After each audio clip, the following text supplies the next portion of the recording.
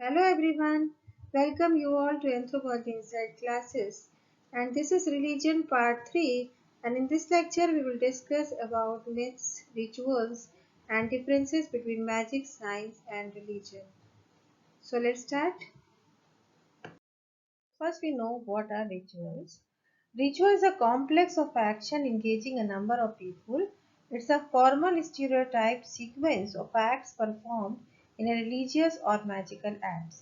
तो किसी भी रिलीजियस या मैजिकल एक्ट में जो किसी धर्म या जादू से जुड़े हुए जो हम करते हैं डिफरेंट ओकेजन्स में, उसमें जो रीति रिवाज या परफॉर्मेंसेस हम करते हैं किसी पर्टिकुलर बिलीफ से जुड़े हुए या किसी फेस्टिवल से जुड़े हुए या हमारे किसी पर्टिकुलर ओकेजन चाहे वो बर्थ डेथ या मैरिज हो, इस तरह तमाम ऐसे अदर ओकेजन्स में जब भी हम कुछ परफॉर्मेंसेस करते हैं, कुछ एक्ट्स करते हैं, सीक्वेंस ऑफ एक्ट्स और कॉम्प्लेक्स ऑफ एक्शंस मीन्स कुछ एक्शन करते हैं, एक्ट्स करते हैं, परफॉर्मेंसेस करते हैं और या हम कह सकते हैं कुछ एक्टिविटीज करते हैं, प्रैक्टिसेस करते हैं, तो these are called as rituals.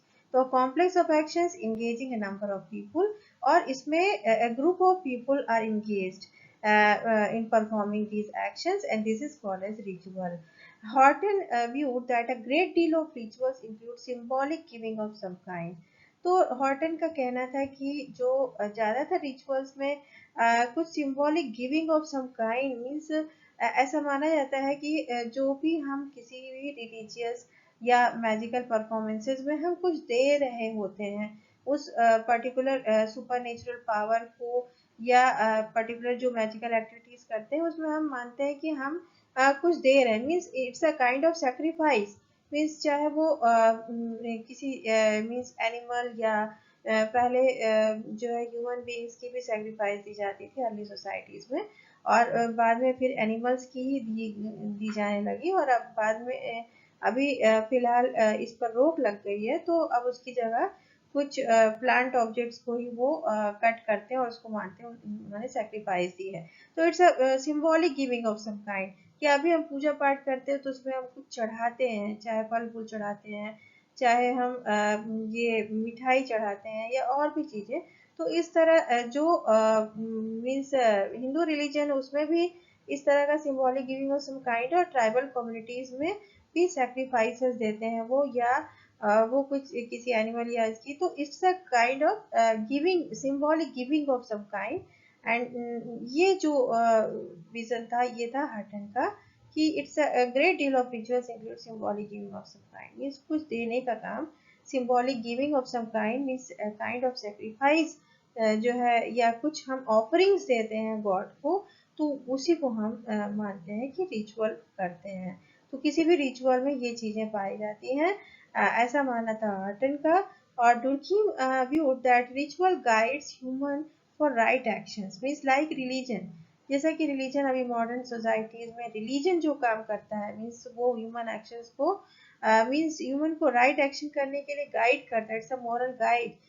Same वैसा ही सिंपल सोसाइटीज में या ट्राइबल कम्युनिटीज में रिचुअल परफॉर्मेंसेस जो होती हैं वो गाइड करती हैं ह्यूमन को राइट एक्शंस के लिए इन सही करने के लिए जो सही है जो समाज को सही दिशा दे सकता है और जो वेलफेयर के लिए समाज के लिए सोसाइटीज के लिए उसके लिए जो कुछ भी परफॉर्मेंसेस की जाती हैं उसी को रिचुअल कहते हैं. Ritual guides the human for right action. Ritual itself is a heightened expression of the interdependence of men living in a society. In magic there is no ritual. तो according to Durkheim, मैजिक में कोई ritual नहीं होता. He views that ritual has connection only with the religion. Means religious acts है तो वहाँ पर ritual होगा. मैजिक में there is no ritual. जबकि मेलिनोव्स्की का मानना था कि मैजिक में भी रिचुअल होता है. In magic, both in magic and religion, means people perform ritual according to Malinowski. But according to Durkheim, in magic there is no ritual. Ritual को उन्होंने माना कि it's a sacred performances और sacred performances only have only connection with the religion, not with the magic. It was the idea of Durkheim.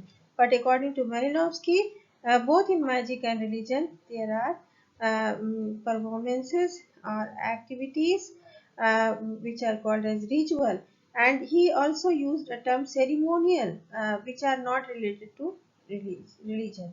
Means those acts which are not related directly with the religious acts, and these are called as ceremonial activities by the Malinowski. Bude in Religion and Ritual book in 1961, he also says that activities related to religion are ceremonial. So according to him, जो activities religion से जुड़ी है वो ceremonial होती हैं, जबकि मेलिनोव्स्की ने कहा था कि the stereotype practices not concern with religion are called ceremonial. अक्सर हम पाते हैं कि जो सेरेमोनियल है, this word is also could be called as ritual, इसी को ही रिचुअल कह सकते हैं, बट मेलिनोव्स्की ने इसको डिफरेंशिएट किया with the ritual. Leach viewed that ritual doesn't do things, it says things. Means Leach का कहना था कि रिचुअल में कुछ हम करते नहीं हैं, it doesn't do things. ये कोई भी कार्य इसके द्वारा संपादित नहीं होता। किसी भी रीति रिवाज को करने से या इस तरह की एक्टिविटीज परफॉर्मेंसेस करने से हम किसी कार्य को नहीं पूरा करते हैं। इट सेज थिंग, ये कुछ कहता है, और क्या कहता है? It indicates status and status relationship. Means कोई भी रिचुअल हम जब करते हैं तो उससे जुड़े हुए लोगों का स्टेटस और उनके आपस के संबंध, जो स्टेटस में आपस में रिलेशनशिप है, वो हमको इन रिचुअल्स के द्वारा पता चलता है, ऐसा मानना था लीच का। And he give term technique as acts with which scientific knowledge can produce ends which are aimed at, while the ritual do not produce ends. Means he viewed that technique जो है ये ऐसे acts होते हैं जो कि जिनके द्वारा किसी काम को हम पूरा कर सकते हैं, विच और जो साइंटिफिक नॉलेज के साथ किए जाते हैं, जबकि रिचुअल में ऐसा नहीं होता। Ritual do not produce ends and they have no scientific knowledge, means they are not performed with the scientific knowledge, there is no scientific knowledge linked with the ritual, and this was the view of Leach. Leach ने ऐसा माना कि उन्होंने इसलिए ritual को differentiate किया technique word से, use the term technique to differentiate with the ritual, and ritual doesn't do things but it says things.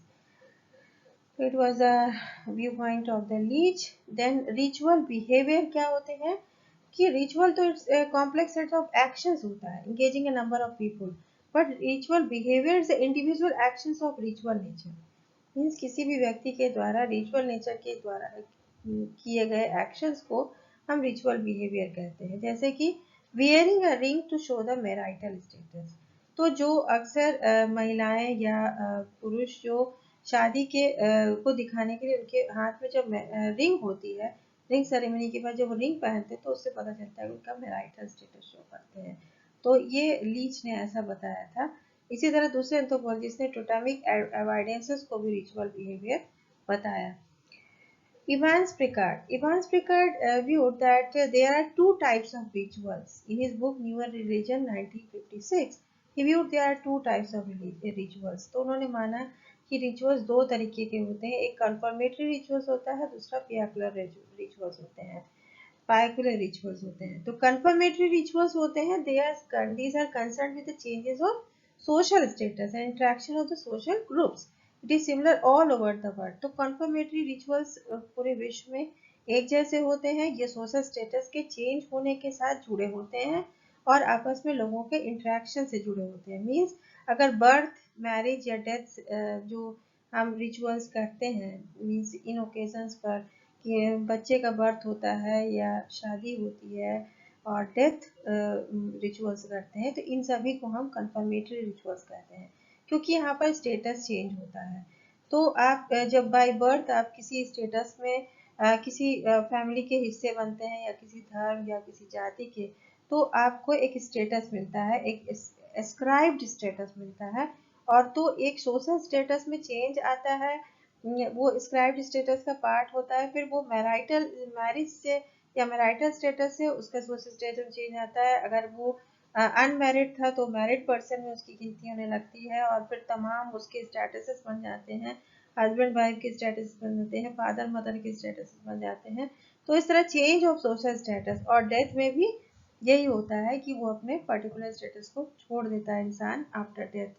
तो इस तरह बर्थ, मैरिज, डेथ, ये तीन तो कॉमन ही है कि ऑल ओवर द वर्ल्ड ये रिचुअल्स होते हैं, और खासकर वेस्टर्न कम्युनिटीज में यही 3 माने जाते हैं बेसिक कन्फर्मेटरी रिचुअल्स। जबकि इंडिया के केस में naming ritual of infant, menses rituals, adolescence rituals, new religion में एंट्री होती है तो रिचुअल करते हैं, किसी विलेज में, नए विलेज में जाते हैं, नए कंट्री में जाते हैं, नए हाउस में एंटर करते हैं तो हम रिचुअल करते हैं। या हम डिफरेंट ओकेजन्स, जो सीजन्स चेंज होते हैं उसमें हम करते हैं, डिफरेंट फेस्टिवल्स हम मनाते हैं तो उसमें हम रिचुअल करते हैं। तो इस तरह तमाम हम रिचुअल्स डिफरेंट ओकेजन्स में करते हैं। और यही रिचुअल्स, जो रीति रिवाज हैं, वो हमारे धर्म से जुड़े होते हैं, वो धर्म से जुड़े होते हैं। पर जो वेस्टर्न कम्युनिटीज में है वो धर्म से उनका कोई लेना देना नहीं होता। वो मानते हैं कि इसमें धर्म का कोई कनेक्शन नहीं है रिचुअल से, और वो जस्ट वो सोशल स्टेटस से जुड़ा मानते हैं इसको, और इसलिए वो रिचुअल्स परफॉर्म करते हैं। जबकि इंडिया के केस में हम इनको धार्मिक जो है व्यू पॉइंट से देखते हैं और रिचुअल्स करते हैं डिफरेंट ओकेजन्स में। और जीवन के प्रत्येक जो जो क्षण होते हैं या डिफरेंट पार्ट ऑफ लाइफ में हम तमाम डिफरेंट डिफरेंट रिचुअल्स करते हैं। वो कोई बच्चा जब पैदा होता है तो उसकी बर्थ सेरेमनीज होती है, फिर वो उसका थोड़ा बड़ा होता है तो छोटे छोटे मीन्स छठी, बरई और तमाम ऐसे रिचुअल्स, फिर नेमिंग रिचुअल होता है, और उसके बाद फिर तमाम उसके बर्थ के रिचुअल्स होते हैं जब एक साल का होता है, या उसके बाद के जनेऊ संस्कार और मुंडन संस्कार। तो इस तरह तमाम रिचुअल्स होते हैं। इस तरह गर्ल्स में मेंसेस रिचुअल्स किए जाते हैं, बॉयज या गर्ल्स में एडोलेसेंस या प्यूबर्टी रिचुअल्स भी मनाए जाते हैं। नए रिलीजन को जब अडॉप्ट करते हैं, फॉर एग्जांपल अगर क्रिश्चियनिटी अडॉप्ट करता है कोई, तो उसमें भी एक रिचुअल होगा, या इस्लाम या हिंदुइज्म अडॉप्ट करते हैं तो डिफरेंट रिचुअल से हमको गुजरना पड़ता है। और इसी को राइट्स डी पैसेज कहा था वैन जेनप ने। तो Van Gennep, a French anthropologist, introduce the term rites de passage for confirmatory rituals. तो इन्हीं रिचुअल्स के जो टाइप्स है, मीन्स डिफरेंट ओकेजन्स में हम जो रिचुअल्स करते हैं, इसी को राइट्स डी पैसेज कहा। वैन जेनप ने introduce this term rites de passage in 1909 in his book Rites de Passage, and it is this term is used for confirmatory rituals. Then Bete gave the term transition ritual, means rites de passage जो term use किया था उन्होंने, उसी के बाद transition ritual जो है use किया गया बीटे के द्वारा इन his book other cultures. And other names of this confirmatory rituals is life crisis rituals and passage rituals. So these are the different terms which are used for this confirmatory ritual, and Durkheim gave more attention to these rituals. तो Durkheim का मानना था कि जो confirmatory rituals होते हैं, means ज़्यादातर उन्होंने confirmatory ritual की ही बात की थी, और जो कि सोशल स्टेटस से जुड़े होते हैं, means change of social status से जुड़े होते हैं, और डिफरेंट ओकेजन्स में ये परफॉर्म किए जाते हैं ये एक्टिविटीज़। तो बिलीफ और एक्टिविटीज मीन्स डुर्कीम का मानना था कि religion is a unified system of belief and practices. तो बिलीफ एंड प्रैक्टिसेस दोनों मिलकर ही रिलीजन बनाते हैं, और प्रैक्टिसेस को ही रिचुअल माना गया। मीन्स जो प्रैक्टिसेस हैं पर्टिकुलर बिलीफ से जुड़ी हुई, किसी भी रिलीजन की कुछ पर्टिकुलर बिलीफ्स होती हैं, किसी डीटी पर विश्वास करते हैं और उन्हीं से जुड़े हुए वो रिचुअल्स परफॉर्म करते हैं। तो इस तरह confirmatory rituals different types के होते हैं। Then come to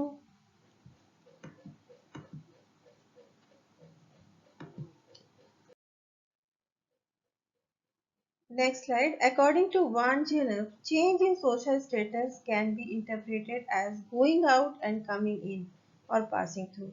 Means social status में change को हम मान सकते हैं कि वो हम अपने एक स्टेटस को छोड़कर बाहर निकलते हैं और फिर किसी दूसरे में घुसते हैं। कमिंग इन, गोइंग आउट और पासिंग थ्रू मीन्स गुजरना। तो he viewed that these three steps or rituals or process in rights de passage, तो उन्होंने इन तीनों को राइट्स डी पैसेज में 3 स्टेप्स के रूप में बताया। Rites of separation means going out, then rites of segregation है means it's passing through, and rites of aggregation means coming in. तो ये किसी भी स्टेटस में हम जब हम छोड़ते हैं. It's a period of ritual departure like living early और old status of girl after marriage या seclusion of girl in hut before meeting husband or boys during initiation rites, girl after delivery or marriage for some months from household jobs. तो किसी भी girl को जब हम means marriage के बाद वो अपने घर को छोड़कर एक नए घर में जाती है, तो जो उसका खुद के पेरेंट्स का घर होता है वो जो छोड़ती है, तो राइट्स ऑफ सेपरेशन किया जाता है. या डिलीवरी के बाद वो कुछ दिन किसी मीन्स हट में रहती है और हाउस होल्ड जॉब से वो कुछ दिन उसको दूर रखा जाता है. कुछ टैबूज को उसको फॉलो करना पड़ता है. इसी तरह बॉयज को इनिशिएशन राइट्स के समय कुछ टैबूज को फॉलो करना पड़ता है और उन्होंने अपने जो अर्ली स्टेज होती है उससे वो बाहर निकलते हैं और दूसरे उसको पास मीन्स स्टेज को पाने के लिए उनको राइट्स ऑफ सेपरेशन से गुजरना पड़ता है. इसी seclusion ऑफ गर्ल इन ए हट बिफोर मीटिंग हस्बैंड. इस तरह मैरिज के बाद कुछ समय तक गर्ल को हट में रहना पड़ता है हस्बैंड से मिलने के पहले. तो तमाम इस तरह के हम राइट्स करते हैं. या हम एक रिलीजन को छोड़कर जब दूसरे रिलीजन में घुसते हैं तो उसके पहले भी हमारा rights of separation means for example अगर हिंदुइज्म को छोड़कर कोई क्रिश्चियन हो जाता है या ट्राइबल रीजन को छोड़कर कोई क्रिश्चियनिटी अडॉप्ट करता है, तो पहले वो ट्राइबल रीजन से उसका राइट ऑफ सेपरेशन होगा. देन वो राइट ऑफ सेग्रीगेशन फेज में घुसेगा, जो कि मार्जिनल पीरियड माना जाता है. ट्रांजिशनल पीरियड या पीरियड ऑफ थ्रेशोल्ड या ल्यूमिनेयर कहते हैं इसको. when somebody is on the doorstep neither in or nor out, means ये बीच का स्टेज है जब वो कोई किसी हम घुसे नहीं है, नए स्टेज को हम प्राप्त नहीं किए और दूसरे से हम जस्ट हमने छोड़ा है और नए में पहुंचे नहीं है. उसके बीच के स्टेज को हम कहते हैं on the door step. Is on the door step. that is right of segregation. Then rights of aggregation आता है. that is a period of integration marked by getting or creating new status with a social recognition. So when we get means entered into a new religion और नए घर में पहुंचती है girl means after marriage उसके husband के घर में और इस तरह तमाम ऐसे केसेस आते हैं, तो उसमें rights of means period of integration आता है, राइट्स ऑफ एग्रीगेशन होता है और फिर उसको एक नया स्टेटस वो अचीव कर लेता है. He viewed that sacralization of change of status is not the sole purpose of the rites, but they are concerned with the success of his or her new status, like marriage rites are concerned with fertility, ritual of birth, with safety and health of child and his progress throughout life. तो इस तरह जो सैक्रलाइजेशन होता है change of status का, वो soul purpose नहीं होता है इन राइट्स का, बट ये राइट्स कंसर्न होती हैं सक्सेस या जो नए स्टेटस को हम गेन करते हैं उससे जुड़ा हुआ सक्सेस से ये जुड़ी होती हैं. So in addition to the individual right, community rights are also performed for the happiness, peace, good fortune, good health of whole community. तो अभी तक हम इंडिविजुअल राइट्स की बात कर रहे थे, किसी पर्टिकुलर गर्ल या बॉय से जुड़ी हुई डिफरेंट सेरेमनीज या रिचुअल्स की बात कर रहे थे, पर कम्युनिटी की में भी राइट्स होती हैं. मीन्स पूरे एक विलेज के लिए, विलेज की हैप्पीनेस या विलेज की पीस के लिए भी, या उसकी गुड सभी लोग स्वस्थ रहें और सब अच्छे से रहें, खुश रहें, उसके लिए भी कम्युनिटी राइट्स की जाती हैं. For example in India Dussehra, Diwali, Holika Dahan, festive rituals of victory of good over bad. तो इस तरह हम एक कम्युनिटी रिचुअल्स करते हैं, कम्युनिटी रिचुअल्स करते हैं जिसमें कि विक्ट्री मानी जाती है कि जो धर्म की अधर्म पर जो है विजय होती है. इसी तरह साउथ घाना एनुअल राइट्स होती है, ritually throwing evils of past into the sea, समुद्र में वो फेंकते हैं. इसी तरह beginning of new year with the harvest of crops to maintain the natural and social order et cetera. दोंतोसाई एक फेस्टिवल होता है जापान में जहाँ 14 जनवरी को जहाँ पीपल अपने प्रीवियस ईयर्स के सामान को एक फायर एक जगह जला देते हैं और वहाँ पर लार्ज बॉन फायर में वो डाल देते हैं और गुड फॉर्चून गुड हेल्थ के लिए वो प्रे करते हैं, जिससे कि उनकी कम्युनिटी या उनकी फैमिलीज के सभी मेंबर्स खुश रहें, अच्छे से रहें, स्वस्थ रहें. इसी तरह main on this occasion of means इसी दोंतोसाई में हादाकी मारी में वो ड्रेस्ड होते हैं only in the loincloths, means towel में या कम कपड़ों में ही वो ड्रेस्ड होते हैं, मार्चिंग टू द श्राइन. और सेट्सुबुन भी एक फेस्टिवल होता है जापान में जिसमें कि बीन को थ्रो किया जाता है। तो बीन्स को वो फेंकते हैं और ये बिगनिंग ऑफ स्प्रिंग के लिए सेलिब्रेट किया जाता है। ऐसा हर साल ये 3 फरवरी को ये फेस्टिवल होता है। Haru Spring Mastery. It's celebrated to get rid of evil spirits that bring sickness and prevent good fortune. तो इस तरह ये कम्युनिटी फेस्टिवल्स होते हैं। तो इंडिविजुअल तो हम करते ही हैं मैरिज, बर्थ और डेथ की राइट्स में, और कम्युनिटी फेस्टिवल्स, कम्युनिटी राइट्स जो है रिचुअल्स होते हैं वो फेस्टिव ओकेजन्स के दौरान किए जाते हैं। Then Piacular rituals आते हैं। Piacular rituals, this term was introduced by Durkheim, and in these rituals are concerned with the moral and physical welfare of the individual. तो किसी भी व्यक्ति का जो है मॉरल या फिजिकल वेलफेयर करना होता है, उसे कोई सिकनेस है या उसे कोई परेशानी है, तो इस तरह, और अगर वो प्रायश्चित करना चाहता है, उससे कोई फॉल्ट हुई है या उसके भाग्य में कुछ कमी, तो उस तरह किसी व्यक्ति विशेष के फिजिकल और मॉरल वेलफेयर के लिए जब हम कुछ रिचुअल करते हैं तो उसको पियाकुलर रिचुअल कहते हैं। And this is there is a connection between religion and morality. तो in this piacular ritual connection होता है मोरालिटी और रिलीजन का। These are perform in situations of danger, repentance and are brought about by some fault. In them ideas of propitiation and expiation are prominent. तो इसमें हमको means एक प्रकार से जैसे कि हमसे किसी गलती हो गई या हमसे कुछ गलत काम हो गया या हम उसका प्रायश्चित करना चाहते हैं, तो उसके लिए पियाकुलर रिचुअल्स किए जाते हैं। और कैलेमिटीज होती है, कुछ नेचुरल कैलेमिटीज या इस तरह की चीज़ों में भी जब दुख आता है और भारी संख्या में लोग पीड़ित होते हैं, तब भी हम उससे छुटकारा पाने के लिए पियाकुलर रिचुअल्स करते हैं। या कोई महामारी आ गई तो उसमें भी पियाकुलर रिचुअल्स सिंपल सोसाइटीज में किए जाते हैं। तो when a person suffers misfortune or the misfortune that befalls everyone at some time, sickness, and the people who fall sick in societies where there is no scientific medicine, they may go to doctors specialized in the herbal remedies who can make contact with beings outside the reach of general faculties. तो ऐसे medical practitioners के पास हम जाते हैं जो scientific knowledge तो जिनके पास नहीं होती, उनके पास कोई साइंटिफिक मेडिसिन भी नहीं है, पर वो कुछ ऐसे सुपर नेचुरल बींग से वो कांटेक्ट कर सकते हैं। They have the ability to contact with दो सुपर नेचुरल बींग, और उनसे कांटेक्ट करके वो हमें उन चीज़ों से छुटकारा मिला सकते हैं जो चीज़ें हमें परेशान कर रही हैं। तो किसी को मानसिक अशांति है, किसी को किसी भूत प्रेत या इस तरह की चीज़ों से डर लग रहा है, या उसके लगता है कि उसके अंदर किसी आत्मा आ गई है। इस तरह मीन्स गांव में ऐसा बिलीफ होता है कि कोई उनको आत्मा परेशान कर रही है, या उनके घर में किसी ने श्राप दे दिया है तो सभी मर रहे हैं या सभी बीमार हो गए हैं। तो ऐसी चीज़ों से छुटकारा पाने के लिए वो कुछ रिलीजियस स्पेशलिस्ट की सहायता लेते हैं, मेडिसिन मैन की सहायता लेते हैं, जिनको हम स्पिरिट मीडियम्स, डिवाइनर्स, विच डॉक्टर्स या समन्स कहते हैं।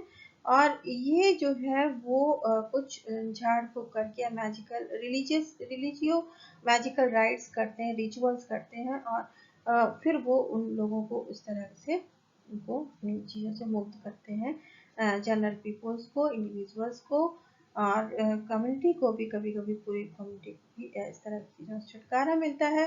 तो इस तरह पियाकुलर रिचुअल्स की जाती हैं, and they are believe socially beneficent. तो जनरली क्योंकि विच डॉक्टर्स के द्वारा कहते हैं, जनता में ऐसा विश्वास होता है कि जो विच डॉक्टर्स या सेमर्स हैं वो दे आर देमसेल्व्स विच, खुद विच होते हैं, और वो ऐसे सुपर नेचुरल पावर से इसलिए कम्युनिकेट कर पाते हैं, और वो भी किसी का नुकसान भी कर सकते हैं। लेकिन ऐसा माना जाता है क्योंकि वो उन लोगों को सिकनेस या मिसफॉर्चून से छुटकारा दिलवाते हैं, तो इसलिए ये ऐसा माना जाता है कि these are believe socially beneficial, भी समाज के लिए हितकारी होते हैं। And people in small scale tribal and isolated societies go to these people when they are in trouble.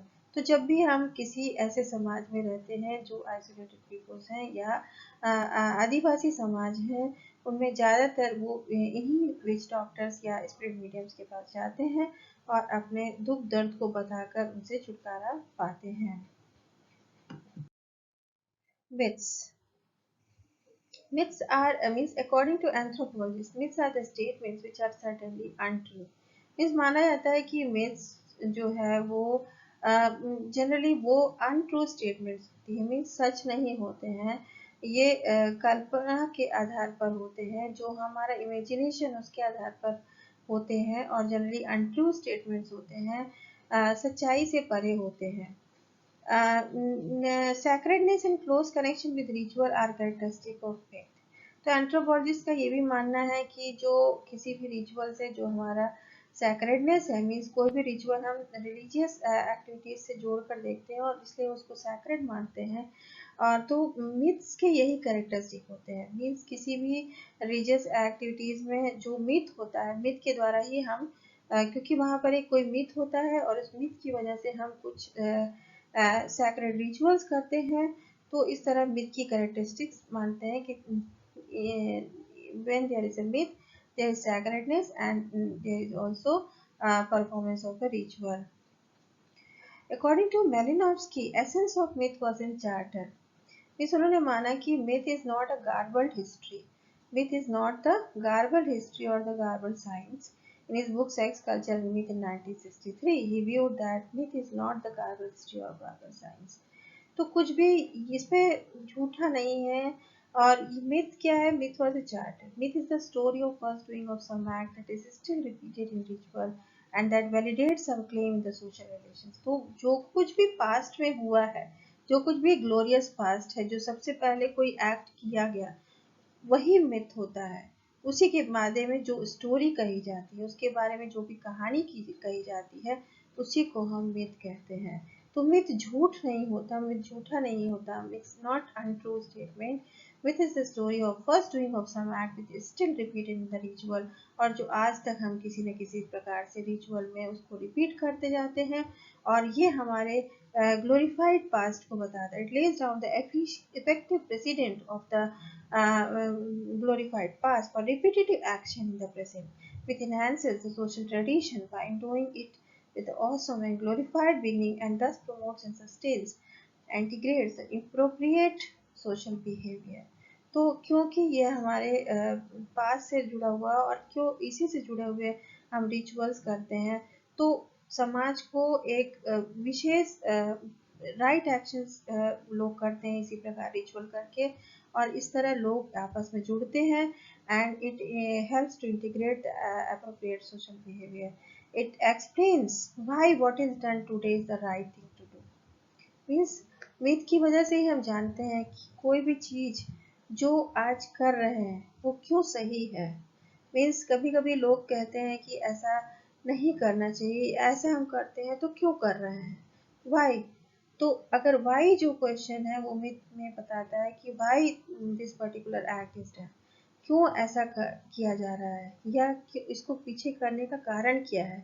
तो it explains why what is done today, क्यों आज हम ऐसा कर रहे हैं, इसके पीछे का कारण हमको पता चलता है कि पास्ट में ऐसा ऐसा कुछ था, और कोई एक कहानी से हम जोड़ देते हैं और फिर उस कहानी पे हम बिलीव करते हैं।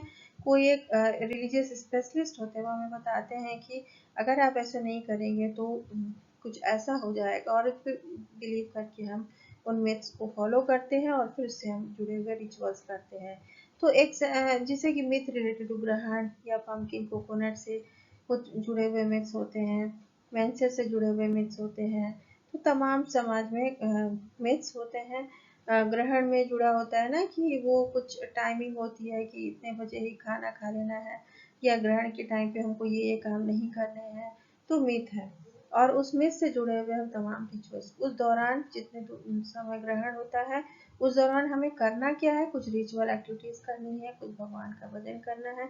तो इस तरह कुछ मिथ्स होती हैं, और उनको किसी स्टोरी से जोड़ दिया जाता है। इस तरह पम्पकिन से भी जुड़े हुए कुछ मिथ्स हैं, कोकोनट से जुड़े हुए मिथ्स हैं, मेंसेस से जुड़े हुए मिथ्स हैं। तो दीज आर मिथ्स, ठीक है। तो पम्पकिन जो, क्योंकि ये सैक्रिफाइस से जोड़ कर देखते हैं, तो विमेन इसको काटेंगी नहीं, या कोकोनट को भी विमेन नहीं करती है, जनरली इसको फोड़ती नहीं है। मेंसेस से भी जुड़े हुए कुछ टैबूज होते हैं, कुछ मिथ होते हैं, और वो समाज में बताते हैं कि why these things are, means कोई भी चीज़ ऐसे क्यों की जा रही है और उसके पीछे कारण क्या है। तो किसी स्टोरी से हम जोड़ते हैं, उसकी कुछ वजह बताते हैं, और वो वही बनता है myth. Edmund Leach in his book Political System in Highland Burma in 1954 said that a myth is simply the verbal part of the ritual. तो जो भी रिचुअल है उसको जब हम करते हैं क्रिया के रूप में मीन्स वही मिथ है, ठीक है, इट्स अ वर्बल पार्ट। और people accept what is said and perform ritual according to saying। तो जो भी हम रिचुअल में करते हैं, जो भी परफॉर्म करते हैं और जो कहा गया है लोगों के द्वारा, उस कहे के आधार पर, उस स्टोरी के आधार पर जो कुछ भी हम रिचुअल करते हैं वही मिथ होता है। Myth is a simply verbal part of the ritual. What is said that is to accept by the people means जो भी कहा गया है। मिथ मीन्स स्टोरीज में कुछ कहा गया है, कुछ फोकलोर्स होती है, फोक टेल्स होती है, वो भी मिथ होती है।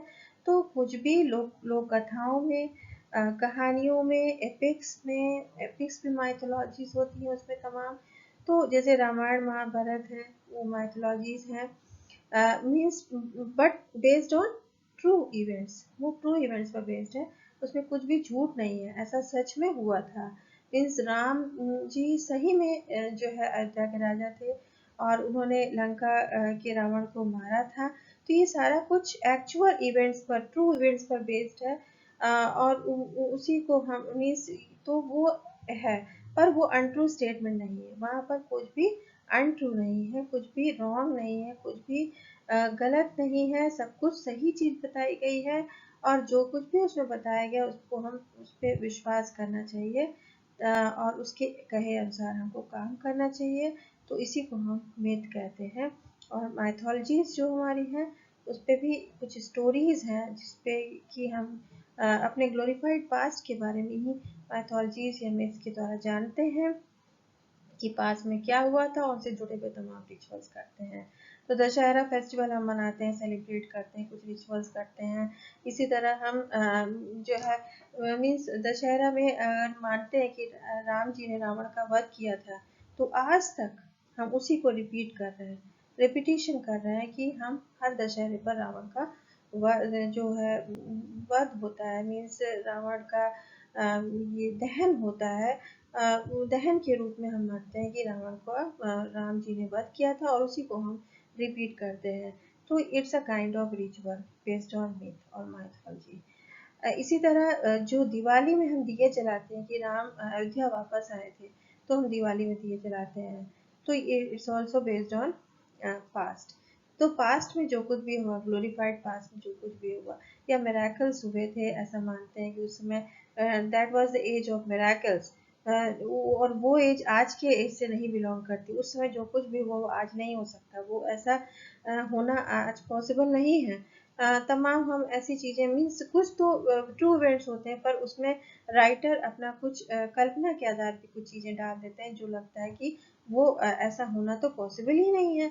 आज अगर हम सोचें तो जो बाण डिफरेंट जाते थे और वैरायटी ऑफ धनुष बाण होते थे, या किसी का अगर वो वध करते थे तो वो कैसे कर पाते थे, एक व्यक्ति कैसे इतना कर सकता है, तो उसमें जो शक्ति है वो कहाँ से आई, ये तमाम चीज़ें जो क्वेश्चंस उठते हैं।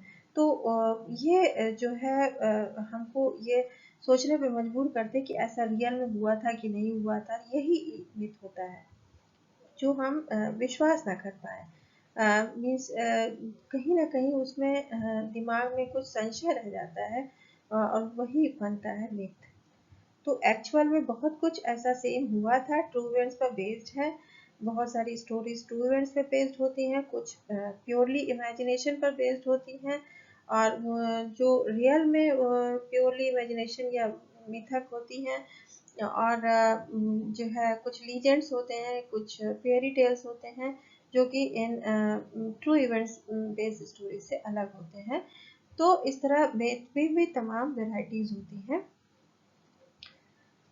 तो एडमंड लीच के अनुसार तो यही है, और उन्होंने political system of Highland Burma में बताया कि if a Kachin says that the rite perform is sacrifice to nats then you accept it, means लोग एक्सेप्ट करते हैं कि हाँ ये नट्स को ही सेक्रीफाइस हो रहा है, कोई रिचुअल किया जा रहा है, कोई राइट किया जा रहा है, वो सेक्रीफाइस टू नट है, तो पीपल को उसको बिलीव करना पड़ता है। सेम ऐसा ही मिथ के केस में होता है इन जनरल कि कोई भी मिथ ऐसा पर कोई भी पर्टिकुलर सेइंग है उस मिथ से जुड़ी हुई और वही हमको उसके रिचुअल उसके अकॉर्डिंग परफॉर्म करना है। इसी तरह हम तमाम जो व्रत कथा करते हैं मीन्स फास्ट रहता है उसमें कुछ कथा होती है, कोई स्टोरी होती है और इसके उसके अकॉर्डिंग ही हम पूजा पाठ करते हैं और मानते हैं कि ऐसा कहा गया है इसलिए हमको ऐसा करना है और उस व्रत में जो जो चीज़ों की आवश्यकता है उसी को हम यूज़ करते हैं, कुछ दूसरा नहीं यूज़ करते।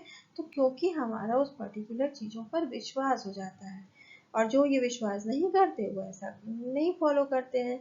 तो ये बिलीफ पर डिपेंड करता है, इसीलिए ये रिलीजियस हो जाता है। मिथ बेस्ड ऑन ये means it has a connection with the sacredness and religion and ritual. Then French was viewed that borrowing of myth is not an automatic process, but these were adopted. The myths were in part culturally determined and in part determined by the human imaginations.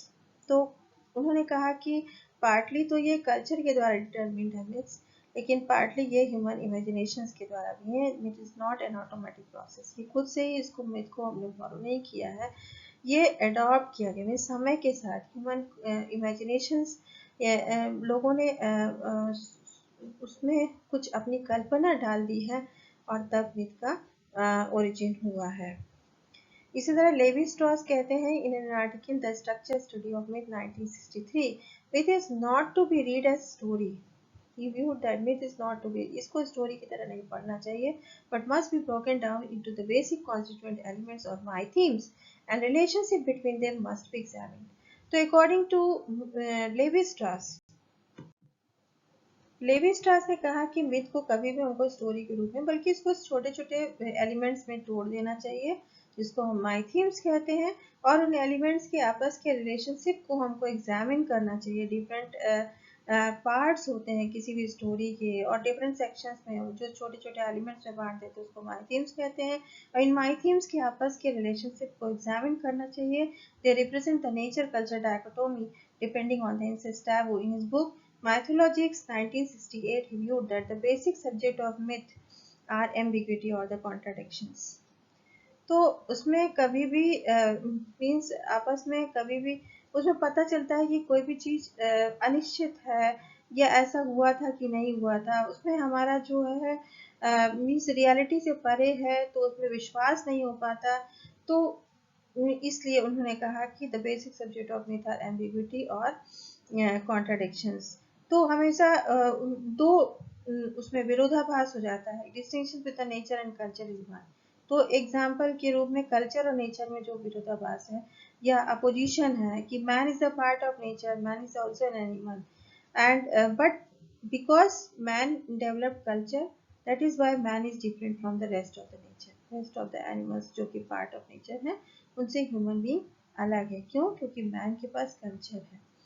तो ये एक mythologies में यही बात होती है कि nature और कल्चर का जो डिस्टिंक्शन होता है वो माइथोलॉजीज में होता है। जिस तरह की अगर हम पंचतंत्र की कहानी ले लें तो पंचतंत्र में जो कि कल्पना के आधार पर है और उसमें एक लेसन्स देने की कोशिश करते हैं स्टोरीज के माध्यम से लोगों को कि सही क्या है, राइट एक्शंस क्या है और हम कोई भी कार्य करते हैं तो उसमें हमको एक सीख मिलती है उन कहानियों से। पर उसमें जो एनिमल्स जो मीन्स के ऊपर जो बेस्ड है कहानियाँ वो ह्यूमन की तरह बोलते हैं। तो ऐसा रियलिटी में तो होता नहीं कि एनिमल्स ह्यूमन की तरह बोलें, पर उसमें बोलते हैं। तो वही जो है वो मिथ है कि जो कि नेचर से परे है। नेचर में एनिमल्स नहीं बोलते बट क्योंकि वो मिथ है तो उसमें वो बोलते भी हैं और इसी को कहा गया कि उसमें एम्बिग्विटी होती है, कॉन्ट्राडिक्शंस होते हैं। Comparison of different myths gives underlying structure of the society. Myth reflects the features of the environment and these are the meaningful and of social advantage. तो कोई भी myth हमेशा environment से जुड़ी होती है, उसके में जो स्टोरी होती है वो environment के इर्द गिर्द या नेचुरल कैरेक्टर्स के इर्द गिर्द होती है। Some myths have no connection with ritual, जिसमें कि शिलुक माइथोलॉजी शिलुक ऑफ अपर नील लिखी गई थी बुक और इसमें जो है उसमें रिचुअल से कनेक्शन नहीं होता, जबकि जनरली जितने भी एंथ्रोपोलॉजिस्ट हैं वो बताते हैं कि when there is a myth there is always a performed ritual. It give answers to why questions related to religion। तो रिलीजन में कोई भी चीज़ जो हम करते हैं, रिचुअल या कोई भी परफॉर्मेंसेस करते हैं, वो क्यों करते हैं या ऐसा क्यों है, पर्टिकुलर चीज़ ऐसी क्यों होती है, दिन होती है तो दिन के अपोजिट रात क्यों होती है, ऐसे सारे क्वेश्चंस का आंसर, या हॉट एंड कोल्ड का अपोजिशन, ये सारा कुछ क्यों है, ऐसा क्यों है, कोई भी चीज़ कोई करेक्टर है तो ऐसा पास्ट में ऐसा क्यों हुआ था, ये सारा कुछ जो है मिथ उसको आंसर देता है अपनी स्टोरीज के द्वारा। Difference between myth, legends, and fairy tales. So Malinowski in his book Sex, Culture and Myth 1962, he differentiated between the myth, legends, and fairy tales. According to him, myths are the sacred and have close connection with the ritual, and myths are the statement of higher and more important truth of primeval reality. This is still regarded as the pattern and foundation of primitive life. Myths are the tales about powerful spirits, and these are miraculous. तो मेलिनोव्स्की ने माना कि myths जो होती हैं वो sacred होते हैं और उनका रिचुअल से क्लोज कनेक्शन होता है। तो जो स्टोरीज होती हैं, मिथ्स होती हैं, तो उनके अकॉर्डिंग हम रिचुअल्स करते हैं और ये higher and more important truths पे बेस्ड होती हैं। जबकि लीजेंड्स जो होते हैं they are not regarded as sacred and there is no ritual connected with the legends. Stories of adventure, legends में एडवेंचर स्टोरीज होती हैं and these are believed and told as a part of history. History के part के रूप में इसको बताया जाता है और ऐसा विश्वास भी किया जाता है कि ऐसा हिस्ट्री में हुआ था and didn't contain any miraculous event. तो इसमें मिराकुलस एलिमेंट नहीं होता, जबकि मिथ्स में और फेरी टेल्स में मिराकुलस एलिमेंट्स होते हैं, जबकि लीजेंड्स में कोई मिराकुलस एलिमेंट्स नहीं होते हैं। ये भी ट्रू उस पर हिस्ट्री पर बेस्ड होता है और इसमें एडवेंचरस स्टोरीज होती हैं कि पास्ट में कोई एक पर्टिकुलर इंडिविजुअल उसने क्या किया, कुछ एडवेंचरस मीन्स उसने कार्य किया और उस किन किन रास्तों से गुजरा और उसकी पूरी स्टोरी, तो इसको लीजेंड कहा जाता है। ये सैक्रेड नहीं होता है, there is no ritual with legends, but in case of myth these are sacred and there is close connection with the ritual। और ये पावरफुल स्पिरिट के बारे में होते हैं या सुपर नेचुरल पावर के बारे में भी मिथ्स होते हैं और मिराकुलस इवेंट्स इसमें होते हैं। जबकि फेरी टेल्स जो है it's a full of miraculous happenings but no ritual is related with the fairy tales. तो फेरी टेल्स जो जैसे कि परियों की कहानी पूरी काल्पनिक होती हैं, इसमें पूरा चमत्कार और इस तरह का होता है और ये पूरे मिराकुलस हैपनिंग से होती हैं, इसमें कुछ भी ट्रू इवेंट्स नहीं होते हैं, पूरा काल्पनिक होता है, इमेजिनेशन बेस्ड होता है। It's these are the entertainment stories and untrue stories भी कह सकते हैं। So this was the difference between myth, legend and fairy tales according to Malinowski in his book Sex, Culture and Myth 1962. Then comes to difference between magic, religion and science according to Malinowski. So Malinowski viewed that religion commands the whole supernatural world of faith with a pantheon of gods, spirit and benevolent power. It promotes individual security and social cohesion. It's an integrative need and it gives man courage to face the world. It generates the feeling of confidence and hope. Both magic and religion arise from emotional needs, help man to face uncontrollable situations, and it is linked with the ritual. तो मेलिनोव्स्की का मानना था कि उन्होंने magic और religion को एक साथ जोड़कर देखा और उन्होंने माना कि जो रिलीजन है it commands the whole supernatural world of faith और ये एक इंटीग्रेटिव नीड है, सोशल कोहेशन करती है, मीन्स सोशल कोहेशन को प्रमोट करती है, इंडिविजुअल सिक्योरिटी प्रदान करती है, साइकिक नीड पूरा करती है। जो मेंटल हमें सपोर्ट मिलता है वो रिलीजन के द्वारा मिलता है और किसी भी अनकंट्रोलेबल सिचुएशंस को फेस करने की जो ताकत है वो हमको रिलीजन से मिलती है और मैजिक रिलीजन दोनों से ही और ये क्या इमोशनल नीड्स से अराइज होते हैं। This magic and religion these arise from the emotional needs या psychic need कह सकते हैं, mental needs कह सकते हैं, उससे हमारा ये religion ओरिजिनेट होता है। ये हमें ताकत देता है, हमें सोशल सिक्योरिटी देता है, सोशल कोहेशन प्रोवाइड करता है और गॉड में जो हमारा विश्वास है किसी पर्टिकुलर सोल में, गॉड में, स्पिरिट में, बेनिवोलेंट पावर में, उसी को हम रिलीजन कहते हैं और ये हमारी साइकिक और इंटीग्रेटिव नीड होती है। तो हमको जब ज़रूरत पड़ी कि मतलब उन्होंने नीड से जोड़कर देखा, क्योंकि मेलिनोव्स्की ने थ्योरी ऑफ नीड दी थी। उनके अनुसार कोई भी इंस्टीट्यूशन, कल्चर का कोई भी जो कल्चरल इंस्टीट्यूशन है, उन सभी का ओरिजिन किसी न किसी नीड को पूरा करने के लिए हुआ। तो उनके अनुसार रिलीजन भी नीड को पूरा करने के लिए था। Magic and science, all other institutions, all other socio culture institutions, they all originated for fulfilling some needs, for fulfillment of some needs। ठीक है, तो इस तरह रिलीजन क्या है, एक इंटीग्रेटिव नीड है, ये सोशल कोहेजन को प्रोवाइड करती है और it gives us social security and it frees us from fear emotions. है, फियर से हमको दूर रखती है, मीन्स हमारे अंदर कोई भय पैदा होता है या फ्रस्ट्रेशन या स्ट्रेस से ये हमें निकालने का काम करता है religion, and it was a view of Marinovsky. Then, in case of magic, he viewed that magic is a body of purely practical acts performed as means to an end. उन्होंने माना कि मैजिक क्या है, purely practical acts हैं जो कि किसी कार्य को पूरा करने के लिए किए जाते हैं।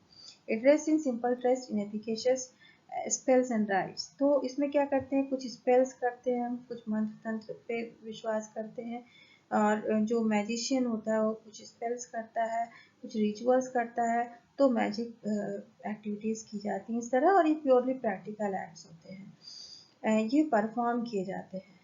ठीक है, तो यहाँ पर बिलीव नहीं होती, यहाँ प्योरली प्रैक्टिकल एक्ट्स होते हैं, जबकि रिलीजन के केस में बिलीव भी है और प्रैक्टिसेस भी हैं, जबकि मैजिक में ओनली प्रैक्टिसेस हैं। इसमें कुछ स्पेल्स हैं और राइट्स हैं और इनको मिलाकर, और परफॉर्मर होता है जो कि परफॉर्म करता है।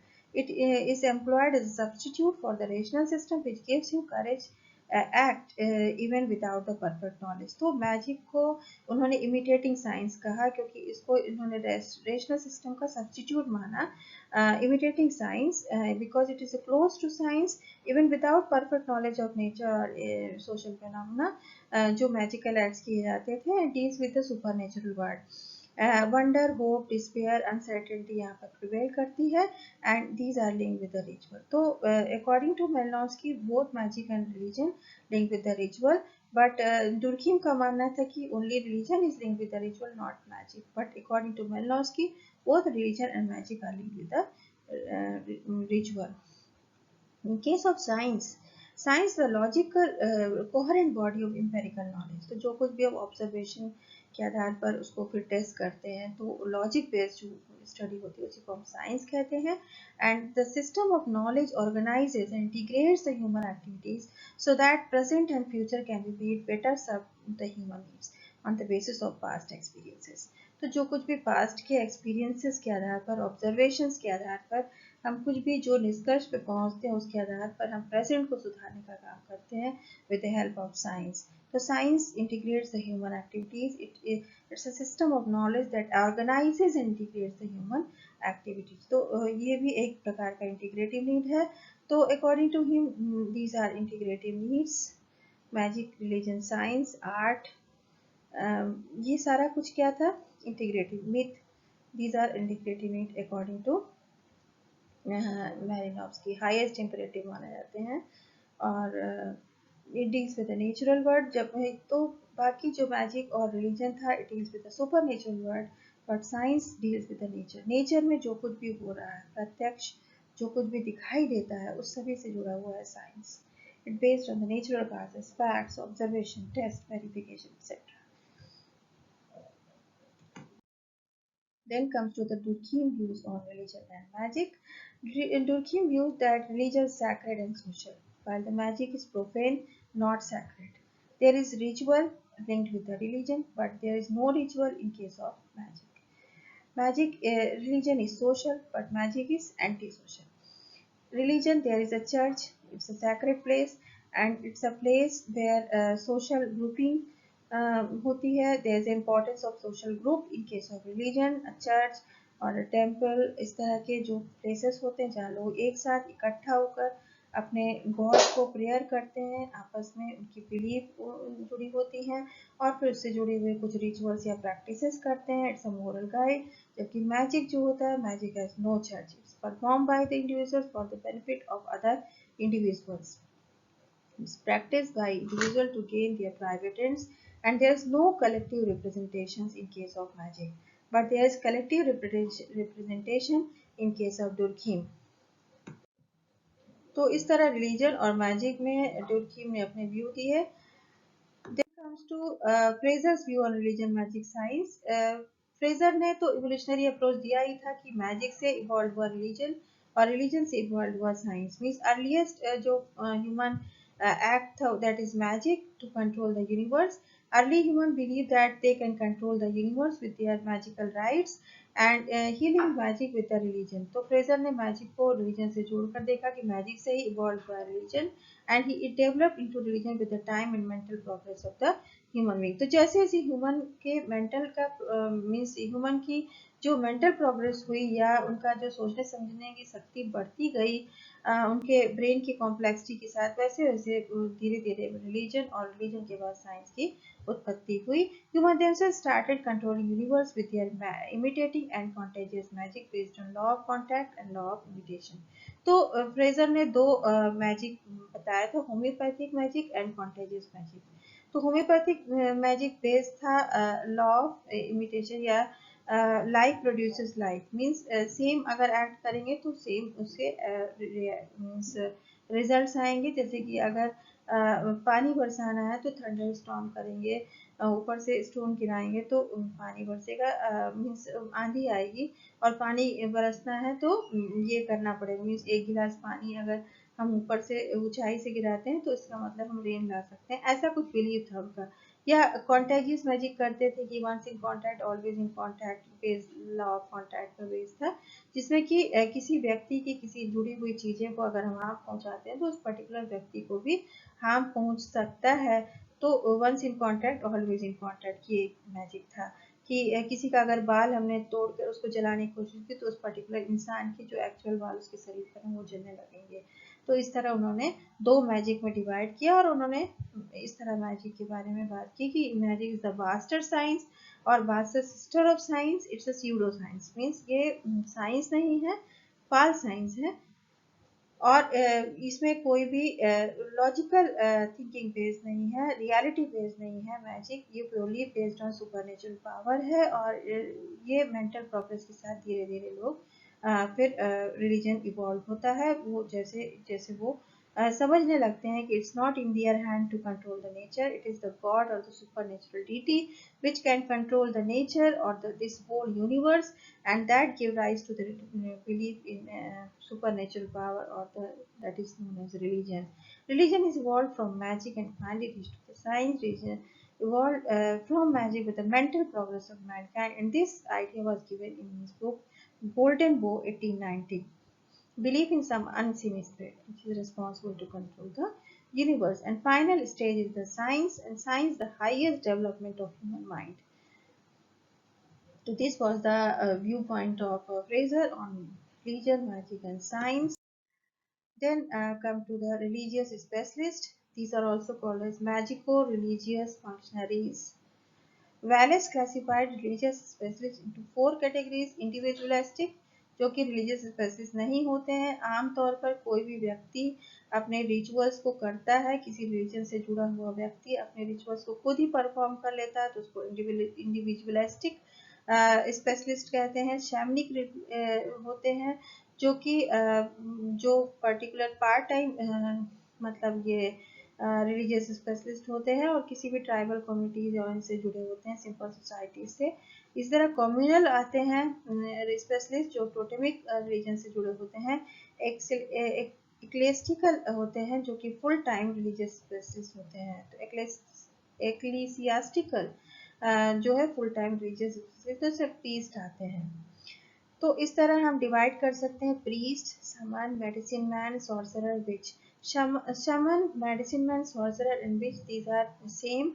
ये एक ही व्यक्ति के कई टाइप्स होते हैं, जबकि इसमें सॉर्सरर और विच में हम थोड़ा अंतर पाते हैं कि सॉर्सरर जो है प्योरली मीन्स इसमें both white and black magic होता है, जबकि विच के केस में ब्लैक मैजिक होता है मोस्टली. मेडिसिन मैन में भी वाइट एंड ब्लैक दोनों मैजिक होते हैं और शैमन को ही हम पार्ट टाइम रिलीजियस स्पेशलिस्ट कहते हैं। ये मोस्टली मेल एंड फीमेल दोनों ही होते हैं। उनका रोल सोशली बेनिफिशियल माना जाता है क्योंकि वो किसी सिकनेस या मिसफॉर्चून से हमें छुटकारा दिलाते हैं।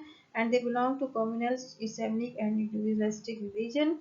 उनको witch doctor, healer, curer, diviner भी कहा जाता है। They have the ability to communicate with the supernatural power and soul. तो इसी को मेडिसिन मैन भी कहते हैं। मेडिसिन मैन भी सैमनिक इंडिविजुअलिस्टिक रिलीजन से बिलोंग करते हैं। इनका नाम शमन हो सकता है। और इन्हीं को विच डॉक्टर भी कहते हैं, सॉर्सरर भी कहते हैं। देन मेडिसिन मैन क्योंकि किसी पर्टिकुलर वो हर्ब्स या एथनो मेडिसिन की सहायता से वो लोगों को ठीक करते हैं, उनकी सिकनेस दूर करते हैं, इसीलिए उनको मेडिसिन मैन कहते हैं। सॉर्सरर जो होते हैं वो भी जादू टोना या झाड़ फूक करते हैं और वाइट और ब्लैक मैजिक दोनों करते हैं। मीन्स किसी को हार्म पहुंचाने के लिए भी करते हैं और किसी को बेनिफिट भी देते हैं। किसी को सिकनेस या मिसफॉर्चून से छुटकारा भी मिलाते हैं, उसके दुख को भी दूर करते हैं। तो इसलिए इनको वाइट और ब्लैक मैजिक दोनों से ही जुड़ा हम मानते हैं। जबकि विच होते हैं mostly belong to black magic. Sometimes they also perform white magic and they also belong to the communal, shamanic and individualistic religion. But in case of priest जो होते हैं वो एक्लेसियास्टिकल जो जो रिलीजियस स्पेशलिस्ट होते हैं उस कैटेगरी से बिलोंग करते हैं। और यूनिवर्सलिस्टिक रिलीजन भी कह सकते हैं। मीन्स जो ग्रेट ट्रेडिशंस वाले रिलीजन होते हैं उनसे ये बिलोंग करते हैं। फुल टाइम रिलीजियस स्पेशलिस्ट होते हैं। ये किसी मीन्स राजा या चीफ के द्वारा ये बाकायदा इलेक्ट किया जाता है या अपॉइंट किए जाते हैं। इनका पोस्ट हेरिडिटरी भी हो सकता है और नहीं भी हो सकता है। मीन्स ये एक के बाद एक कई जनरेशन तक ये जो उनकी फैमिली के लोग हैं वही पुरोहित, पंडित या चर्च के पादरी बनते हैं। और कई बार ऐसा होता है कि नए नए लोग नियुक्त किए जाते हैं। दे इंटरप्रेट द रिटन टेक्स्ट, जो भी हमारी जो सैक्रेड टेक्स्ट होती है किसी भी रिलीजन से जुड़ी हुई उसको इंटरप्रेट करने का काम प्रीस्ट करते हैं। और वो मंदिर के केस में जैसे पुजारी होते हैं, चर्च में पादरी होते हैं और मौलवी होते हैं इस्लाम में, जो मस्जिदें होती हैं। तो इस तरह हर धर्म के अपने अपने प्रीस्ट होते हैं और वो इलेक्ट किए जाते हैं या उनकी पर्टिकुलर पोस्ट जो है वो उनको दी जाती है on the basis of some qualities. Literate भी होते हैं। लिटरेट सोसाइटीज में generally agriculture literate and state societies में ही प्रीस्ट होते हैं। जबकि जो नॉन लिटरेट सोसाइटीज हैं या ट्राइबल कम्युनिटीज हैं, सिंपल सोसाइटीज है उनमें या विलेज रूरल कम्युनिटीज हैं उनमें जनरली हम शैमन, मेडिसिन मैन, सॉर्सरर बीच पाते हैं। कई बार ऐसा होता है कि लिटरेट कम्युनिटीज या स्टेट कम्युनिटीज में भी शैमन पर बिलीव करते हैं लोग और उनसे वो मदद लेते हैं। प्रीस्ट का जो काम होता है, they interpret the written text and they chant hymns, prayers addressing to god and rulers. तो वो मंत्र उच्चारण करते हैं और तमाम भजन गाते हैं, प्रेयर्स करते हैं गॉड के लिए। और इस तरह वो समाज में और great little and great traditions को जोड़ने का भी काम प्रीस्ट करते हैं। तो जो भी रूरल जो छोटे छोटे लोग मतलब ट्राइबल बेस्ड या रूरल बेस्ड रिलीजियस एक्टिविटीज होती हैं जो किसी एक पर्टिकुलर समुदाय या एक पर्टिकुलर रीजन के आधार रीजन बेस्ड ही होती हैं, उनको और यूनिवर्सल रिलीजन को भी जोड़ने का काम करते हैं प्रीस्ट। इसीलिए यूनिवर्सलिस्टिक रिलीजन से भी बिलोंग करते हैं, ग्रेट ट्रेडिशन से बिलोंग करते हैं। Then comes to witchcraft and sorcery. Witchcraft is the innate physical ability of some people to harm others. तो witchcraft and sorcery में यही अंतर, कई बार witchcraft sorcery को एक ही मान लिया जाता है, लेकिन एक बेसिक अंतर होता है कि witchcraft में मेनली हम ब्लैक मैजिक से बिलोंग करता है, जबकि sorcery में both black and white magic होता है। यहाँ पर मैजिकल स्पेल्स, मंत्र तंत्र टेक्निक यूज की जाती हैं। और जो विचक्राफ्ट होते हैं उनमें स्पेशलिस्ट को विच डॉक्टर, शैमन और मेडिसिन मैन कहा जाता है। और सॉर्सरर्स भी कई बार विचक्राफ्ट में आ जाते हैं, शामिल हो जाते हैं, क्योंकि यहाँ पर व्हाइट एंड ब्लैक दोनों ही मैजिक हो रही है। Sometimes they are called as witches, sometimes और sorcerers means as a person force और power who wholly evil means brings misfortune. तो मिसफॉर्चून लाते हैं या गलत मीन्स एविल आइज उनकी होती है, इस तरह भी मानते हैं विचेस को। लेकिन वो दूसरों का फायदा भी कर सकते हैं लेकिन नुकसान भी पहुंचाते हैं। माइथोलॉजी में बहुत सारे लोग को विचेस माना जाता है। Therefore witchcraft is considered element of religious belief, और इसीलिए विच क्राफ्ट को रिलीजियस बिलीफ से जोड़ के देखा जाता है, क्योंकि तमाम माइथोलॉजीज में विच के कैरेक्टर्स होते हैं। इनको जनरली सोसाइटी में लोग इनसे डरते हैं, और दे आर नोन एज चुड़ैल, भूत प्रेत etcetera. The innate psychic ability of some people to harm others is known as witchcraft. And first detailed study of witchcraft was made by Evans Pritchard in 1926-30 among the Ajande people of Sudan-Congo border. In his book Witchcraft, Oracles and Magic among the Ajande 1937, it was found believed among the Africans that some people have some power to or special power to harm others, and to him it is concerned with the system of beliefs. Cluckhorn in 1944 also worked on witchcraft and sorcery. तो पहली detail study witchcraft पर Evans प्रिकार्ड के द्वारा की गई थी 1937 इस book witchcraft oracles and magic, और ये पूरा जो समय था 1926 से 30 के बीच में उन्होंने उसमें बहुत डिटेल्ड स्टडी की थी विचक्राफ्ट की, और बाद में उन्होंने 2 बुक्स भी लिखी थी इस पर। एक बुक है विचक्राफ्ट ओरेकल्स एंड मैजिक, ठीक है। तो इस तरह हम देख सकते हैं क्लखॉन ने भी इस पर काम किया। और सॉर्सरी के केस में वाइट एंड ब्लैक मैजिक दोनों ही होता है। There is no distinction between them and witches and witch doctors. Some societies made there is no distinction, while some societies believe that sorcerers are different from the witchcraft or witches. They were employed by the chiefs in Trovan Islands to punish their enemies, thieves. Therefore, they were not regarded as wrong but good for the society. Because वो chief के द्वारा appoint किए जाते थे कि जो thief है या उनके जो दुश्मन है उनको पहचानते थे, और उसके द्वारा फिर उनको पनिशमेंट मिलता था, इसीलिए उसको उनको समाज के लिए गुड माना जाता था सॉर्सरर्स को in case of provide island. And some societies regard them as medicine man who uses the medicine to bring the benefit to others. तो कुछ सोसाइटीज उनको मेडिसिन मैन के रूप में भी मानते हैं, जो कि लोगों को मेडिसिन देते हैं उनकी सिकनेस को दूर करने के लिए. This was all about for religion, myths, rituals, and religion, magic, and science. Thank you very much. Meet you in next class.